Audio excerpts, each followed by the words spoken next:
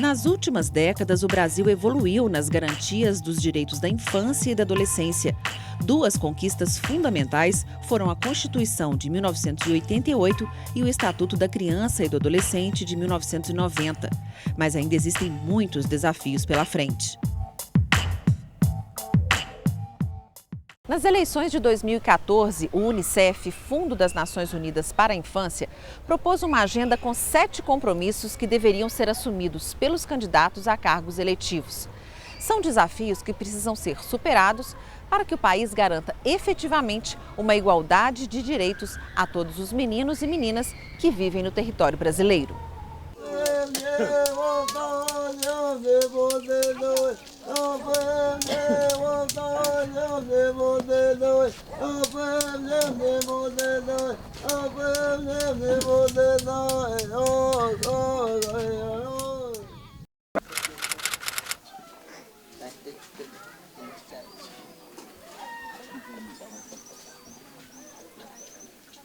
O primeiro compromisso é reduzir a mortalidade infantil.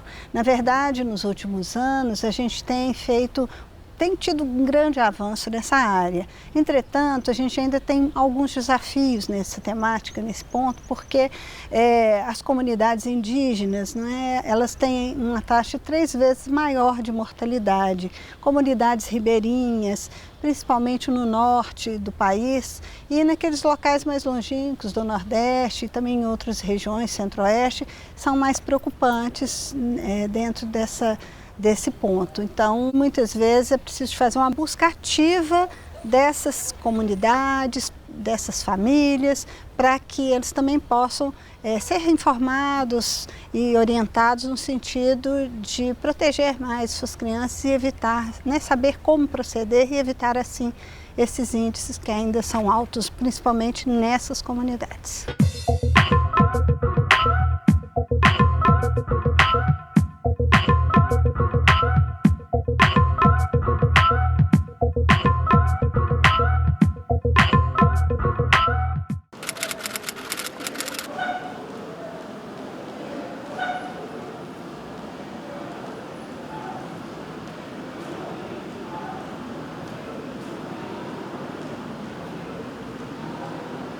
Essa escola ela tem que ser realmente, ela tem que ficar atenta às especificidades, a essa criança que muitas vezes vem de uma situação de desigualdade social, que está em vilas, que está na zona rural, e a escola ela tem que ser atrativa, não basta só matricular e permanecer, mas esses meninos também têm que ter nessa escola atividades culturais, acesso à leitura, atividades esportivas, e se a escola às vezes tem uma dificuldade de ocupar também, ter possibilidades, atividades nesse sentido, há de se pensar parcerias também com ONGs, com universidades, para que isso seja assegurado a esses jovens.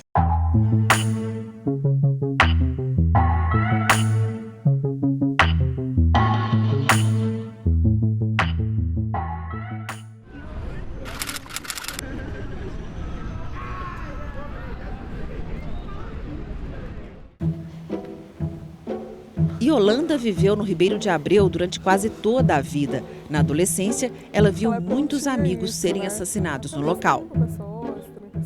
Várias pessoas que estudaram comigo hoje não estão mais vivos. Eu acho que daquela época minha de colégio, há 10, 15 anos atrás, sobraram poucos. Foi um momento muito intenso, que a gente tinha mortes diárias. Tinha de manhã, tinha de tarde, tanto que meu irmão faleceu 19 de dezembro. 17 de janeiro, o rapaz que até então a gente ficou sabendo que era o autor do crime, foi morto na porta da escola, 1h pouca da tarde. Teve outros que foram baleados, não chegaram a óbito, mas... Então, assim, esse momento, assim, foi intenso, realmente era explosão, foram anos, foram uns 3, 4 anos muito intensos, que foi uma explosão que ninguém sabia como conter, como sanar aquela situação, porque foi muito crítico. E o motivo maior foi a guerra mesmo, foi a droga, porque a gente sabe que o lugar que ela fica, é complicada a luta contra ela.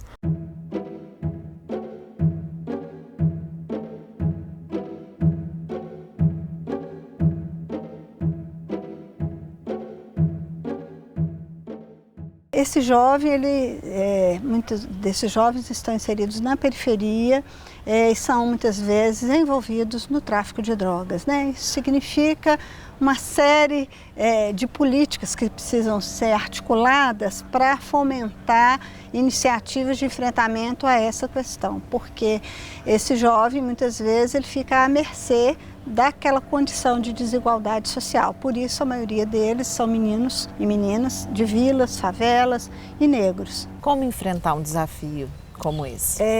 Eu acho que a gente precisa de ter mais educação, mais cultura, mais saúde, uma atuação mais próxima junto às famílias, né? Se a gente consegue assegurar um acompanhamento, um fortalecimento dos vínculos familiares e comunitários, desde que antes até que ele se torne um adolescente, né? E se ele tem atividades no âmbito da escola, onde possa ocupar o seu tempo e pensar possibilidades, projetos de vida, eu acredito que ele fique mais protegido dessa situação.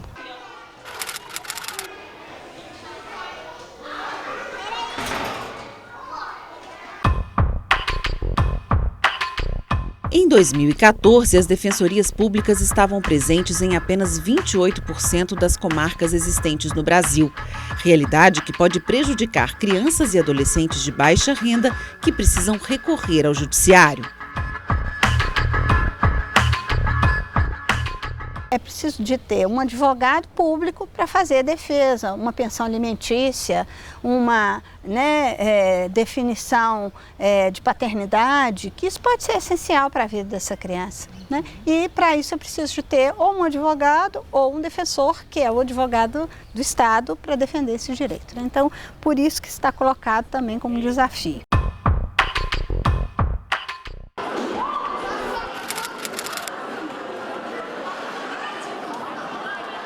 O CONANDA, que é o Conselho Nacional dos Direitos da Criança e do Adolescente, vem incentivando a participação dos jovens nas conferências que têm sido realizadas, tanto nas conferências municipais, estaduais, como na Conferência Nacional.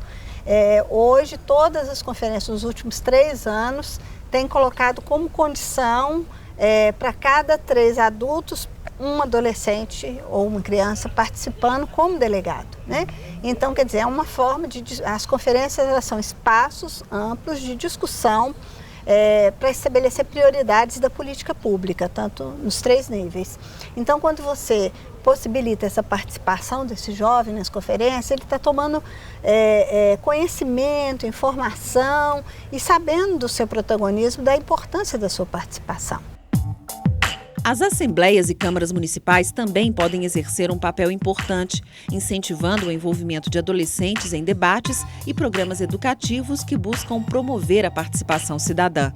As escolas também são fundamentais. Elas podem trazer discussões políticas para o cotidiano dos adolescentes, incentivando o pensamento crítico e fortalecendo a atuação dos grêmios escolares.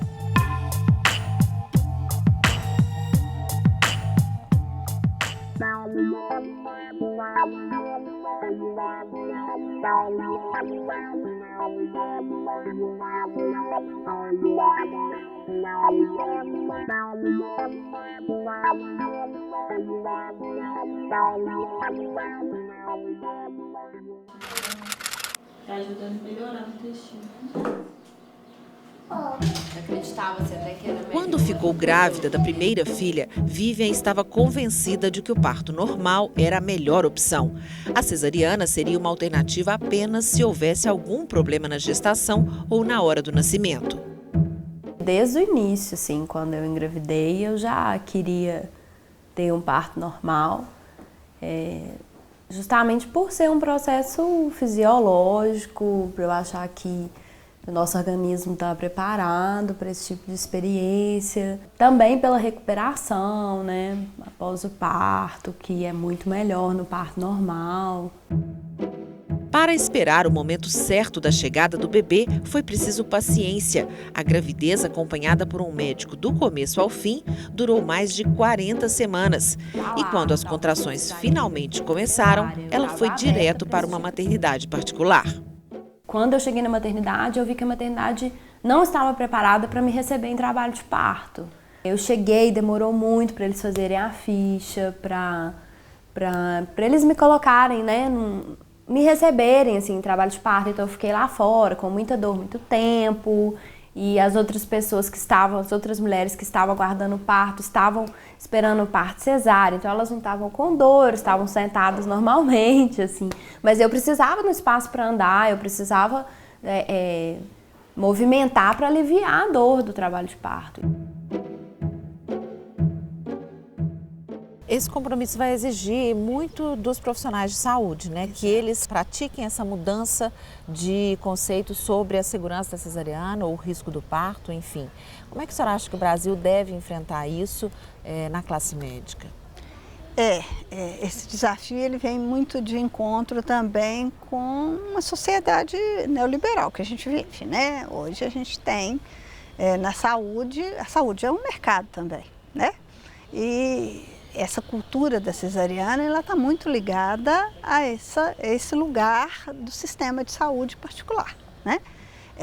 No SUS isso já vem sendo enfrentado de uma forma, inclusive aqui em Belo Horizonte a gente tem, né, iniciativas como do Sofia Feldman, por exemplo, que tem um avanço muito grande nesse sentido. Mas eu acho que quando a questão é cultural, leva um tempo.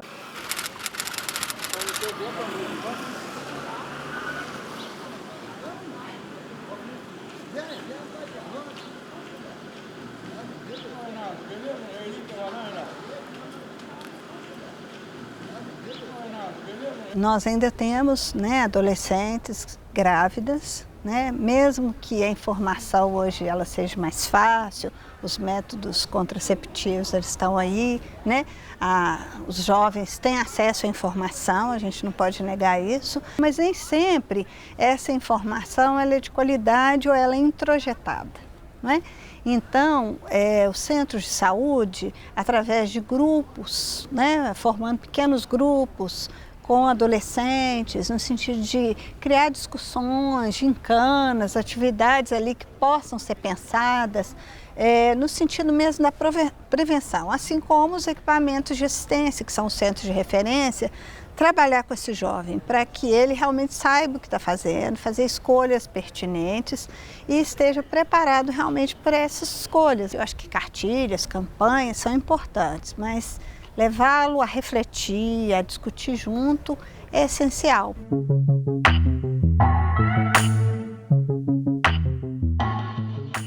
Sete compromissos para os próximos anos. É preciso que os diferentes níveis de governo e a sociedade trabalhem em conjunto para garantir que todos os direitos previstos no Estatuto da Criança e do Adolescente sejam plenamente assegurados. O maior desafio é enfrentar as desigualdades econômicas e regionais que ainda fazem com que muitos meninos e meninas estejam vulneráveis às violações, à violência e à falta de perspectivas de futuro.